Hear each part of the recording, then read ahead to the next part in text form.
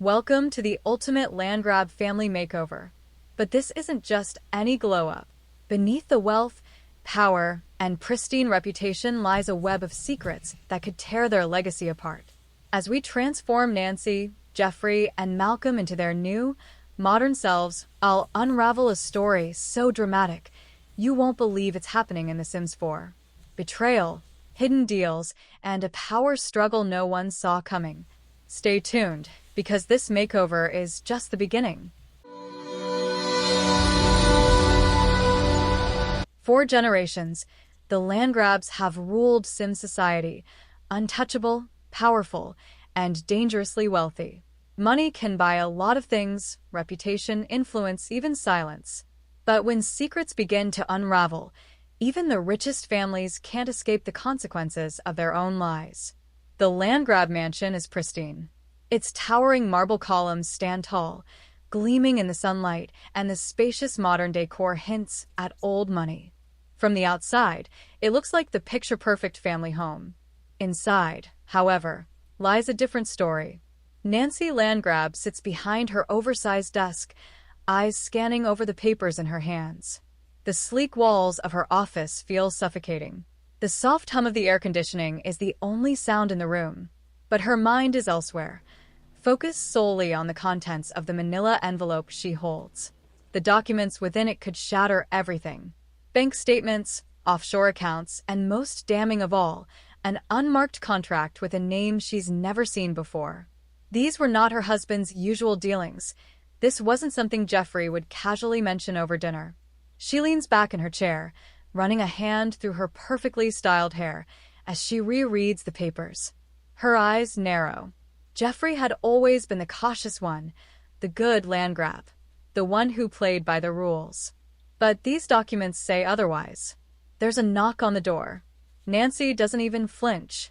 "Come in," she calls coolly, her gaze still fixed on the papers.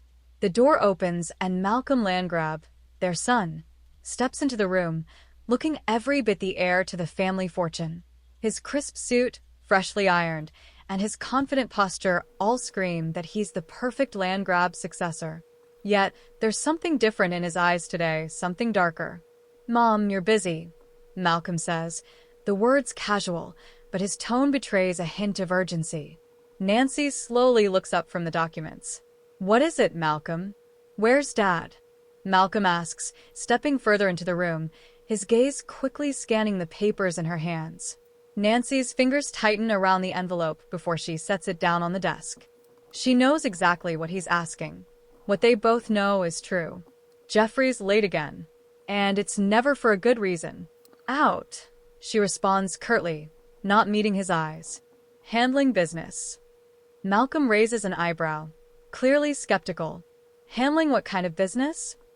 Nancy stands up abruptly, her chair scraping across the floor as she walks to the window. Her reflection in the glass is cold and calculating. "Whatever it is, I'm certain it's something we won't be talking about over dinner." There's a pause. Malcolm is quiet for a moment, as if weighing his options. Then, his voice cuts through the silence. "You know, I've been following him around," he admits, the words sounding almost too casual. "I think you should know that Geoffrey has been meeting with someone outside of our usual circles. And I think this meeting might have more to do with our family than you realize." Nancy spins around, her gaze narrowing on her son. She'd suspected something for weeks, maybe longer. Geoffrey's behavior had become increasingly erratic, his late-night meetings, sudden trips. Things were starting to add up. But she hadn't been able to make sense of it. "What are you saying, Malcolm?" Her voice is low, dangerous. "What exactly do you think you've uncovered?" Malcolm steps closer, his voice dropping to a whisper. "I followed him today. He's been meeting someone in a small cafe on the outskirts of town.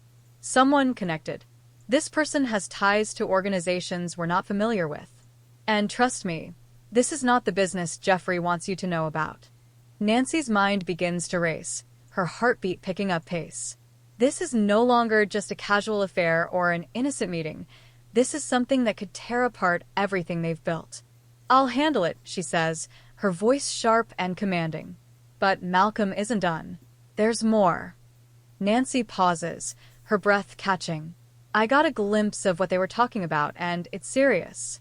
There's a deal on the table, and I'm not sure how much Geoffrey really knows about it. It involves money, a lot of it, but it's not the kind of business that's easily hidden. The silence between them is deafening as Nancy processes everything. Geoffrey had always been careful, always the one in control. So why had he slipped up now? And why had it been Malcolm to notice it first? Before she can respond, her phone buzzes on the desk. Nancy picks it up, her fingers cold as she sees the name on the screen. Geoffrey Landgraab. I have to go, she says quickly, tucking the phone into her pocket. There's something I need to take care of. We'll discuss this later.